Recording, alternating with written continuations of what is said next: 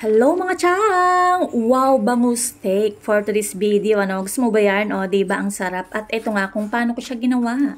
Siyempre ay tutuyuin mo yung iyong bangus. Ito nga ay pinadaing na. At ito nga dapat ay lulutuin ko sa paksiw. Ay mali pala, daing pala mga chang. Kaso nga hindi ko siya nagawa dahil nung time na namalengke si sir ay may sakit ang inyong lingkod. Kaya naman nilagay niya ito sa freezer hanggang nakalimutan ko ng ibabad pang daing.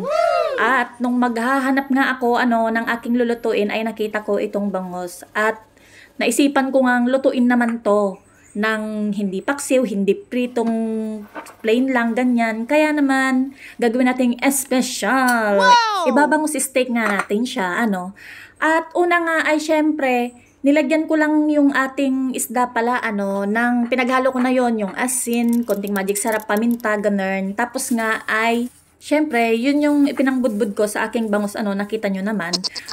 Pagkatapos nga nun, ay hinayaan ko lang siya for 10 minutes para naman i-absorb nung ating bangus yung pampalasang ating nilagay. Dito naman ay naglagay lang ako ng 2.5 kutsarang harina at saka 2 kutsarang cornstarch. Pero wag niyo akong gayahin mga chang dahil nasayang, marami masyado. Siguro okay na yung 2 kutsarang harina at saka 1 kutsarang cornstarch. Ay di syempre nga ay ikukut mo yung bangus sa iyong harina, wagwagin mo mga chang para konti lang yung harinang dumikit para kapag prinito mo siya hindi masyadong mamantika. At ayun na nga, ipiprito mo nga lang yan hanggang mag golden brown ng ganyan, di ba? Ang ganda ng ating bangus. Wow! Perfect ang pagkakaprito. At pagka nga naprito mo na ang iyong mga bangus ng ganyan, ay gagawin na natin yung ating sauce. Naglagay nga lang ako dyan ng 1/4 cup ng light soy sauce yung ginamit ko. Hindi dapat light soy sauce kasi nga masyadong light soy sauce nga.